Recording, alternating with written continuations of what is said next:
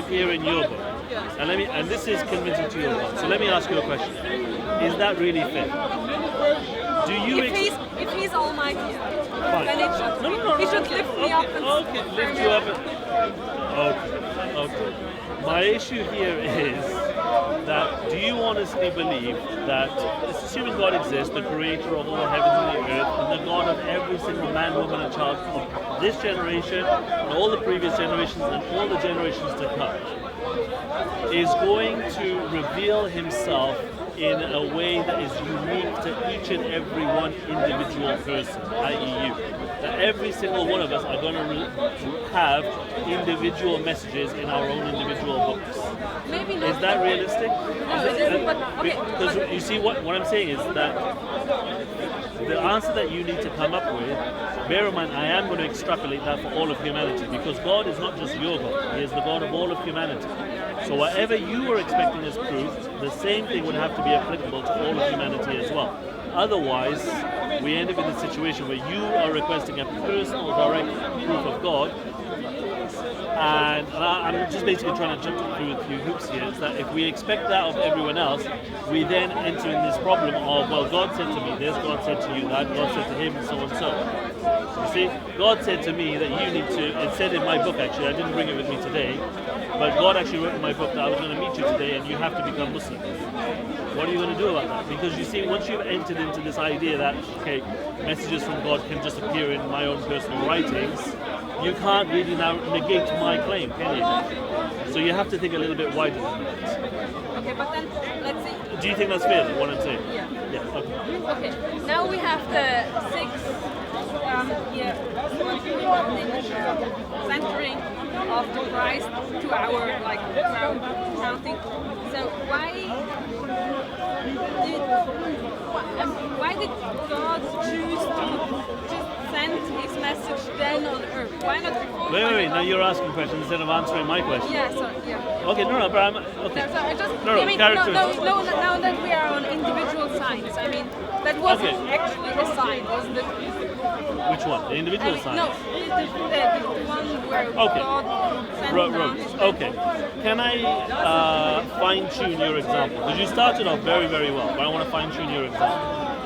I believe that there should be a message in writing because that's the only way that it can be examinable by everyone. Yeah, that if there was some kind of a written communication, some kind of a message, every single man, woman and child, past, present and future, would be able to access it, would be able to read it and be able to say, this is what God said. So I'm happy with that, with some kind of a written medium or something like that. Okay. I would also require that message needs to claim some kind of a divine origin or authority. Because if I was to write something down now on a piece of paper and say this is from God, would you accept that? No, but I mean, only because it's in the past and it shows one that doesn't. No. If I wrote something now and said this is from God, would you accept that? No. So it needs to be some kind of a claim, an attribution to God. And there also needs to be some kind of a check, a verification or a falsification check to ensure that the message that you have received, that you are checking, is actually the original message, that it hasn't been corrupted. Because if there was an original message from God, how do we know that it hasn't been changed and people have changed it over time or whatever have you? Because the church shows different parts. So are you happy with these 3 criteria? And just an example, in the basic financial world, this is what we use. We write a check, to pay another person. It's written down, we can see what it is, it has falsification, we've got the amount in words and letters, and it's signed by it comes with authority. Does that make sense? So if there was some kind of an artifact that existed, that exhibited these characteristics, and was able to demonstrate them, would you accept that as a message from God? I guess so. Okay. Would you care to hazard a guess as to how many artifacts that exist within humanity's graph that have these characteristics, that claim to have these characteristics? Sorry, I didn't get the question. Right.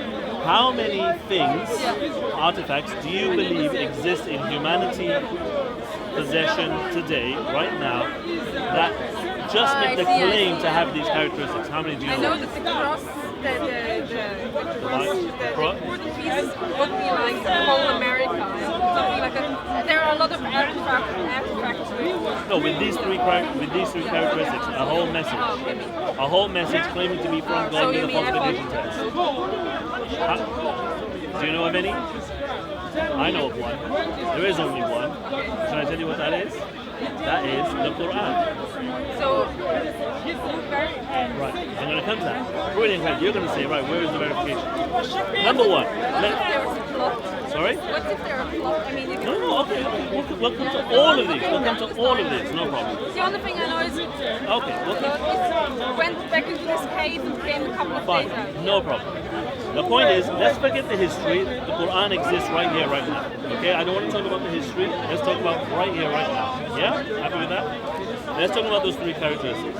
Can we examine the Quran today? Is it possible for me to hold up my hand and say, someone please put a Quran in my hand, and every single Muslim around the world will testify that from start to finish, this is the Quran, not a Quran, the definitive So it version has of the the same Quran. content. It has the exact same content from start to finish. And I want to make a differentiation, like for example another book, I'm not going to name it because I don't want to get into bashing that religion or whatever have you, but there are books of other theologies where you cannot produce a definitive version of that book because you'll find another one that says has changed words.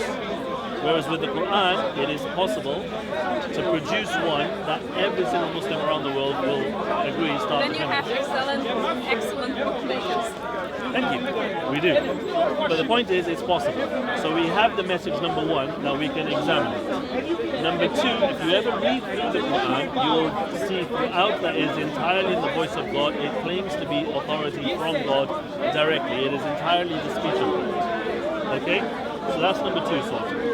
Number three, now this is the fun part, the falsification check, the verification check. How do we actually know that it's from God and it hasn't been tampered? So in the Quran, in the second chapter, verses 23 to 24, and I'm going to say the Quran makes the claim, even though I believe it's the speech of God, and I could say God says, I'm just going to say the Quran says, okay? Just for the sake of conversation. So the Quran says that if you, mankind, are in doubt of this message, this book that we, the royal we, i.e. God, have given to our servant, i.e. Prophet Muhammad, peace and blessings be upon him, then you produce something like it. You produce a chapter like it and call forth all of your witnesses, all of your helpers, besides God, if you are truthful, if you really believe that to be the case. And then the next verse goes on to say, but if you cannot do it, then makes a prediction and you will never do it. Then have fear of the fire of hell, the punishment that has been prepared for the disbelievers. Make sense? Okay. What does that mean? Basically what the Quran is saying, that this Quran, this book, has come from either one of two places. It is either the work of man, or it is the work of the divine. You agree? Happy with that? It can't be from any other source, yeah? Okay. If it is the work of man, then is it not possible for any other person to imitate it, to corrupt it? Have you ever heard of a game called Chinese Whispers?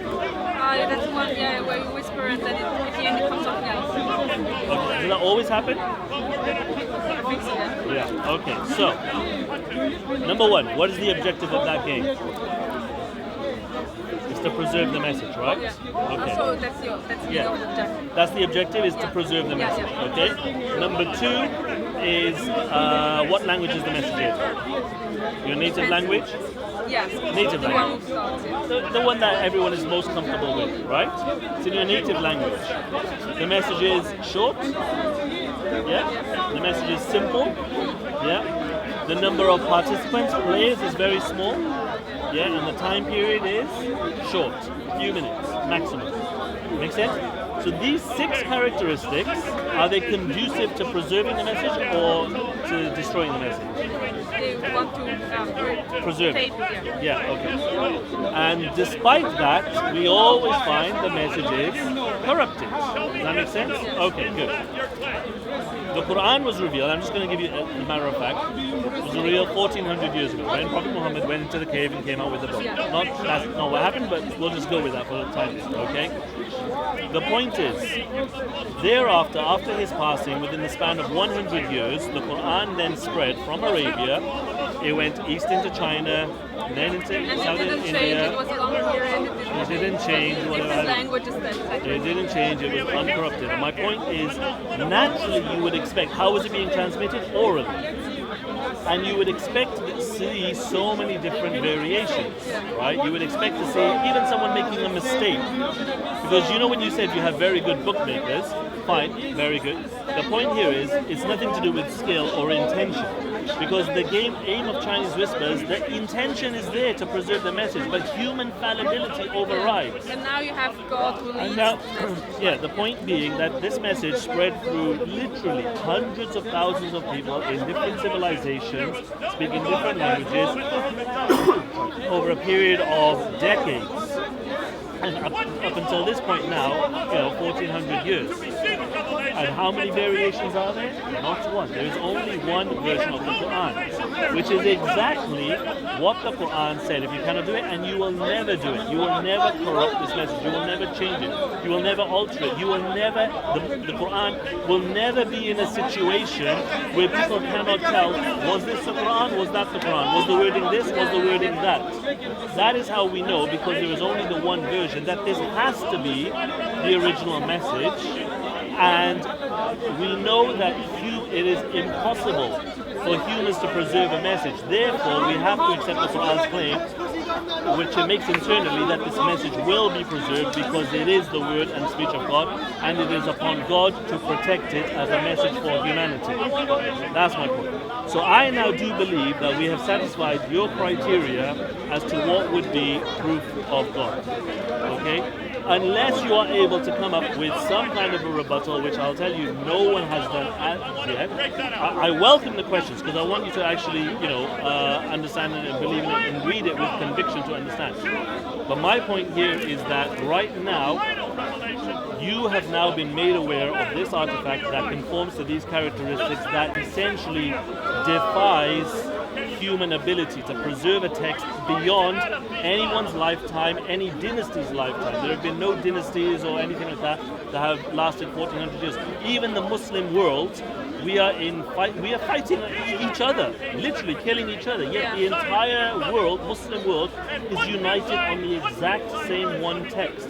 How is that possible? Because there's no agreements or anything like that anywhere. So what's the difference between Shiites and Sunnis? Entirely political. Nothing to do with the text. Entirely political. We can get into that if you want, but it has nothing to do with the text itself. In fact, they actually believe, some sects of them actually believe that the Quran has been changed. They make this claim that 9/10 of it has been destroyed. Because the 9/10 that were destroyed were in praise of Ali, who they revere. Okay, the Prophet's, peace be upon him, his cousin, that they revere. The point is, the 1/10 that they say now is still here, they'll still agree that, this is the whole Quran start to finish. It's self-contradictory. They make claims that is counter to what is internal in the Quran itself. The Quran itself says that the whole thing will be preserved out of necessity. And yet they're saying, no, it's not. So they can't believe in it and go against it at the same time. But the whole point is it's entirely political because they believe that the leader, what's called the successionship, the Khilafat, should have stayed within the Prophet's families, despite the fact that Islam came to abolish kingdoms or abolish dynasties. Why should someone lead just because of who their father was? Islam came to abolish that, but they still want that old system. So it's got nothing to do with the text itself. Do you have any questions with regards to that? No, I mean, you seem trustable. Luckily I'm a source of knowledge, let's say like this. And we have many religion professors, also people who learned it. I'm going to check this one with it didn't change. Okay, Maybe I'll wake up at 3 o'clock at night. No, please do check it. Okay.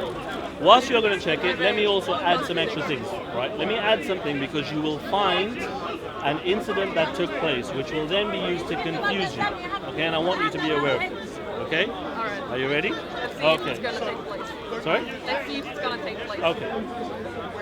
So the Quran was being revealed throughout the lifetime of Prophet Muhammad, peace and blessings be upon him.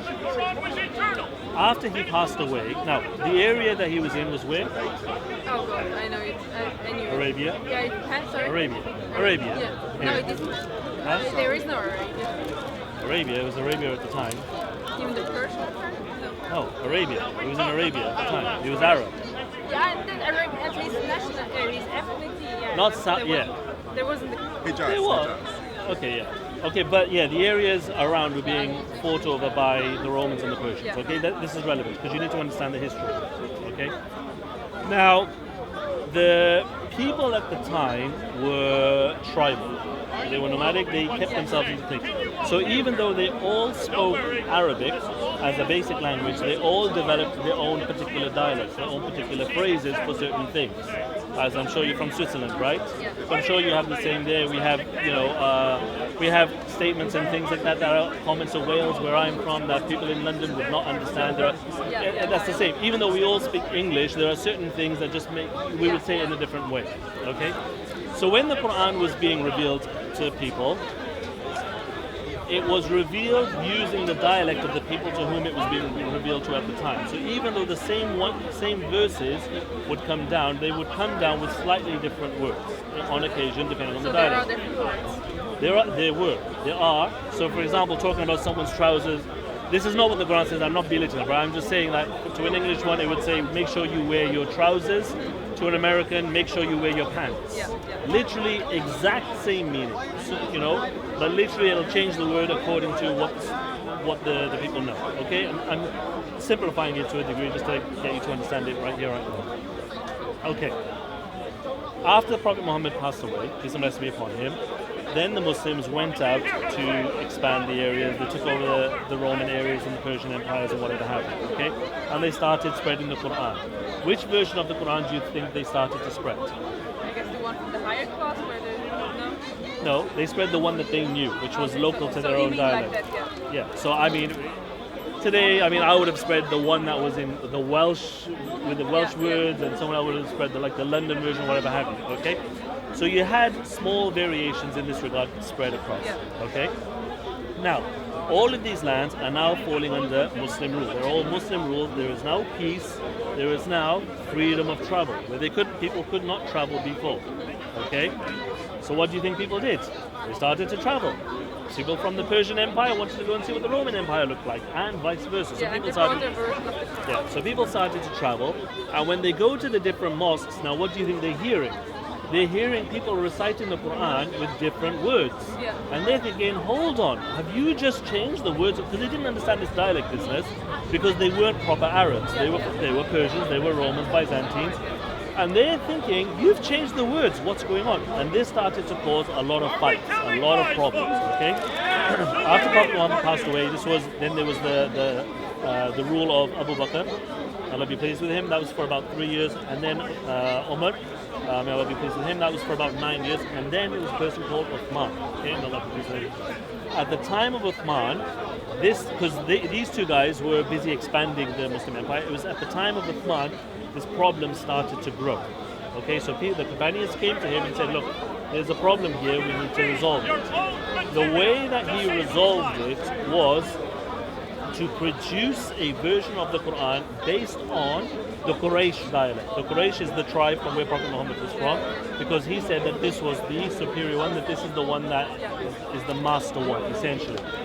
So he produced the Quran with that one, and he instructed the entire Muslim world to destroy all other Qurans and only keep this one, and only memorize this one. Okay? Now, what people will tell you is that this is an example, this is a proof that the Quran has been changed, the Quran has been altered, the Quran has been corrupted, and therefore the Quran challenge has failed. Because it does sound like that, doesn't it? Kind of, unless we think a little bit more and think about it. Okay, so I just want you to think. The people around, now these people were around, lived with Prophet Muhammad, right? They were proper Arabs through and through. This was their language, this was their dialect. They lived and died for his sake. They gave up everything for his sake, okay? And we're only talking about a period of, say, about 20 years or so, maximum. Okay, 15, 20 years. How is it possible that these people, the book was revealed onto them in their own language, in their own dialect, to a messenger that they knew, that they lived with, that they lived and died for, that they allowed and they fought and expanded the Muslim Ummah? How did they allow it to be corrupted so quickly within about 15 years Whereas then Uthman, who is not a prophet, he is not a messenger of God, managed to produce a document that people who are, in the outer Muslim world, who were not Arabs, who didn't meet the prophet, who are not that strong with Islam, and again, even us now, later generations, hundreds of years, thousands of years, right? We couldn't do that without that we've preserved that. It makes absolutely no sense. The only way it makes sense is if you consider what Uthman produced was the Quran, is the Quran, because it was still Quran, and it's still preserved as per what God's promise was, that the Quran will be preserved for all of humanity. It's just that, for the sake of simplification, we just have the one dialect rather than dealing with all of the nomadic dialects that only existed because there was no unification. Does that make sense? So in actual fact, what he did was a preservation and a proof of the Quran, because it showed that even though he produced something, it's still transcendental to his lifetime, his dynasty, his tribal dynasty, they ruled afterwards, and then even everyone thereafter. There's still only one Quran to date, and that needs to have a plausible answer that you need to believe in your heart, that needs to resonate with you, for you to accept it as a miracle, as an ongoing miracle, or not. Because one of the questions you did ask, you did say something earlier to the point of, when things were revealed at the time, they were only revealed then to those people. Yes, I agree. We believe in Moses, for example, the miracles that he did, fire raining down from the sky, the river turning red, Jesus, raising the dead. The problem with those miracles are that, and here's the fun part, as great as those miracles are, there's two issues. Number one is that they were only good for the people at the time. You had to witness it to believe in it. Right? The people that came afterwards, you don't know that. You don't know that, right? Wait. Sorry? This miracle in his name are happening in our time. Okay. All right. Let me finish this. Let me finish. Have a conversation after. We'll have a conversation. Right, okay. So those are right. Number two. She doesn't need your support. She's a grown woman. She can make a grown. Right, my friend, I'll speak to you. My friend, I'll speak to you. I'll speak to you in a chat. Right, What do you think we're here just bullying? The point. Right. Yeah. Right. Okay. So number one, they were only available for the people at. We're talking about. Right, my friend. Can I finish the conversation with you? Right. Okay. But don't be critical about it. I'm not being critical of. Hey, listen. Jesus is my prophet too. Hey, listen. I'm not say anything twisting about it, anything. but you Listen. talk about I miracles. follow You never Jesus. mentioned the Bible. Hang on, my friend. I follow Jesus, and now I'm not following You never mentioned the right? Bible. Huh? Don't go off the topic. You never mentioned the Bible. Yeah. Anyway, point is you had to see it at the time. You never spoke right? about Number your one. Bible. Number You didn't two. speak about your Bible. Makes sense? You didn't say anything about your Bible. Okay. I was trying to speak loud. Number one, you had to witness the miracle to accept it. Yeah. Otherwise, if someone said to you, "I saw a guy, he turned the river red," it's like, well, I wasn't there. How do I know? Number one. Number two is that as great as those miracles were, we can replicate them now today. Yeah. Turning a river red in Chicago on St. Patrick's Day, they turned the entire river green. Yeah. Raining fire down from the sky. I've seen a certain country doing that to another country. Hellfire rockets, missiles, fire rings, white phosphorus. It's fire from the sky because it'll literally burn you. What else? Resurrecting the dead, raising the dead. You've seen people die, shock them, bring them back to life. Curing blindness, cataract surgery. So you see, these things are replicable to a certain degree today. modern methods, but so of course. what's your miracle you can Of course. accomplish? Yeah, but what I'm saying is, look, the Quran, what the Quran is talking about, it's just speech, it's just words, it's just a message. It should be something that we can replicate. It should be something that we can do something similar towards and confuse the people. Was this Quran, was it not, right? It seems to be the simplest one of all, yet is the one that has, number one, it's outlasting because you can experience the Quran now. You can experience that there's only one. And you only need to know that there is only one, and this is the basic history of it. You don't even need to read the Quran, just the simple fact that you know that the preservation of a message is beyond human ability. So that in that way, you are experiencing an actual miracle. Because unless you can come up with a plausible explanation as to how human beings can do it, it's something beyond human capacity, therefore it's a miracle. And number two, it's just so simple. It's just words. And yet we've been not able to replicate it. And that is a sign of God's greater majesty, that He combined the miracle, the message, and made it something so simple, yet impossible to replicate, to show to people who think, to reflect, which by the way is what the Quran called you to do, to think, to reflect on it, to show how great of a miracle it actually is, to be the final miracle for all of humanity. Does that make sense? So really now it comes down to you that this was the characteristics that you described, that you defined, that you were happy with, and I've explained to you that the Quran matches those characteristics. I've explained to you how the history works, how it actually fulfills that. It really comes down to you now to explore for yourself, and unless you can come up with some kind of a solid reason in your heart, in your intellect as to why this cannot be the truth, that is a very plausible and a stronger reason, it would seem honest for you to submit to that being the message of God. Now, coming back to the question that you're asking the other brother, now what happens to me on the day of judgment? This is what will happen on the day of judgment. This is what God says. God will actually ask you. There was this guy in Hyde Park at this day. And No, I'll be there as well. This is not the last time we'll meet. I will be there. Maybe Right? this This is. Huh? Maybe this. No, because we will meet on the day of judgment. And I will be either a So witness we'll for. be in the waiting room together. If you want to call it, no, we'll be in front of the judgment together, because when this incident is raised, I will be there. And I will either be a witness for you that I was there and I explained to you and you accepted, either now or later, you went, you thought about it, you were sincere and you accepted, and I will be a witness for you, and God will accept you and He will give you the eternal reward.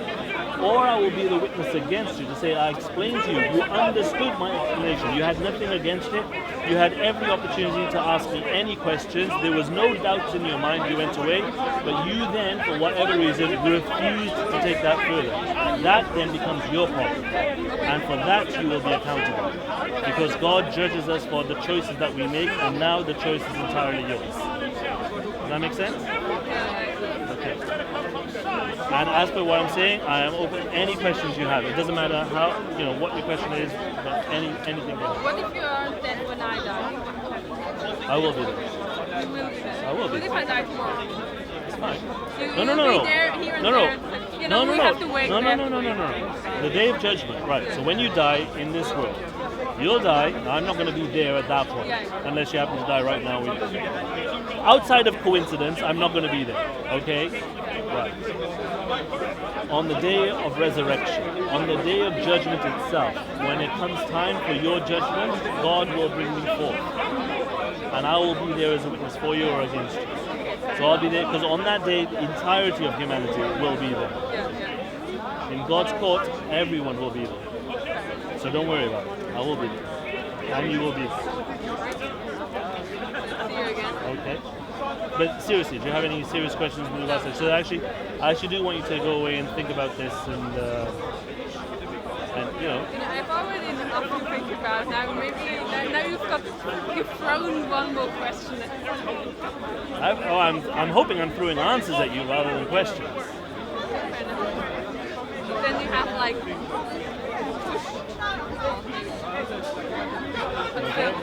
Okay. But just bear in mind, this was your criteria now that we've accepted. Okay. This was not. Maybe I should never have come to Hyde Park then. Well, then you could have maybe claimed ignorance, but now that you're here, you're kind of stuck in that position.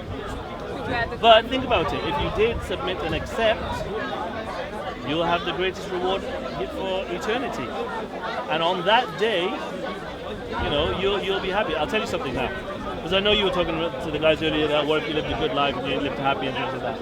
I'll guarantee you now, and all of the Muslims here will agree with me, that those of us here who are living good lives, when we see the people who are around the world who are suffering and really striving and holding on to their faith in God, the reward that God will give those people on that day, despite how harshly they lived in this world, I guarantee you, every single one of us would wish that we had no happiness in this world, that we lived their life and had that hardship for the sake of the reward that they will earn.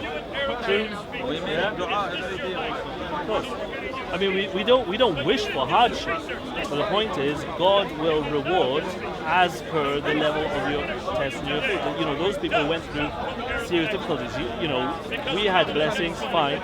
Those people went through some serious trials. They'll get the serious reward. It's the people who go through the hardest tests get the best prizes. And that's what they're going to get. It would be a fallacy to believe that the way to measure everything is just in this world. This world is only, how long are you going to live? 50 years, 60 years, 70 years, 80 years maximum, thereabouts. Do you know the day of judgment? Just the waiting, right, from when we're resurrected to the point where the judgment begins, according to Islamic theology, is 50,000 years. That means 2 years to contemplate it on that final day.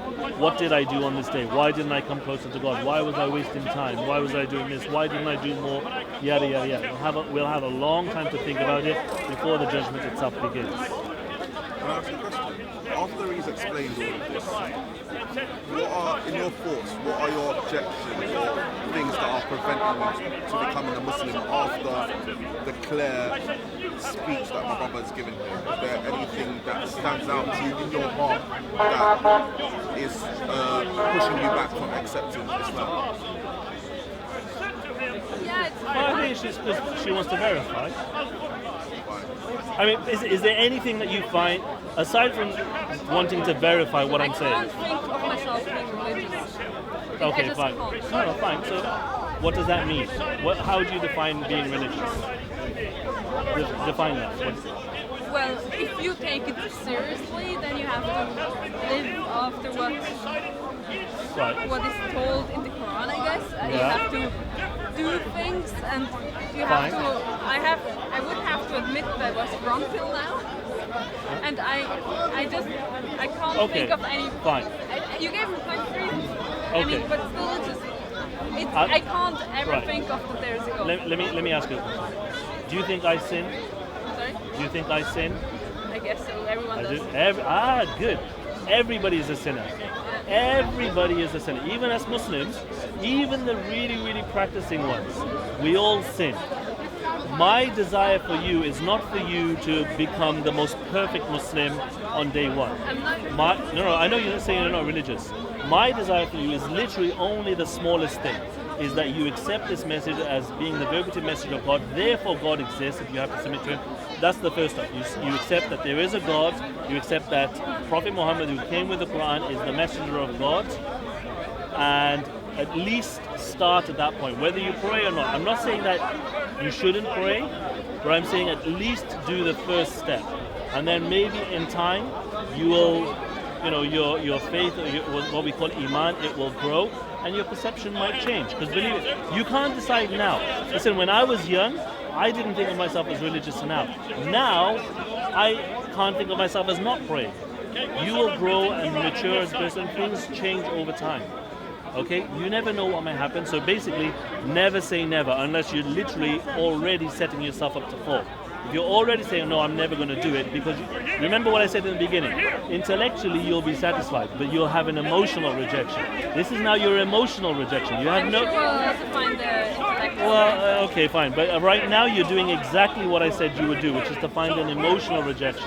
And all I'm saying to you is, listen, just deal with the intellectual part, that you have to succumb, that there is a God, there is a creator, that you sent this message, and believe in the message. Just believe in that much. If you don't want to do anything, if you want to carry on your lifestyle, fine.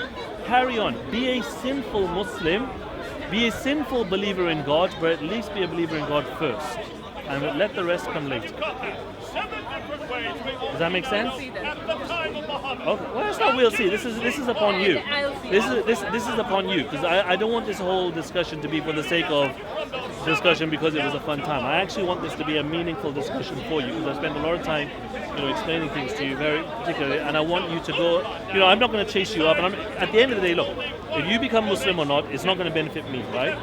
I only want this for your sake, because at the end of the day, it's human nature that anything good that a person has, we want it for everyone else. And I want goodness for you. You've spent the time, you've listened, you've considered, you haven't been argumentative unnecessarily, you've really thought about it. And who knows? I mean, I don't know. Maybe at some point you will ask God, or you wanting guidance. This is your opportunity. This is a message coming to you. It may not be in the format that you expected, but this is, you've had a message delivered to you now, and now you are in a position where you're essentially accountable to God for failing to act on it if you fail to act on it. If you find some kind of here's the point, if you find an issue against what I have said, find a knowledgeable Muslim and ask them, but don't let this just be an emotional reaction, an emotional rejection, because if that's all you have, then on the day of judgment, you can't blame God for that. That was your own doing. Does that make sense? Do you have any questions? Literally anything at all. For my brother and my father, they were. Just on the topic of not being religious. Not all of us were born Muslim. When your heart submits, your limbs will follow. So right now you don't have any faith, so you can't see yourself praying 5 times a day. But if your heart submits to the fact that Allah is the creator and He expects you to do that, then your limbs will follow if your heart is in the right place.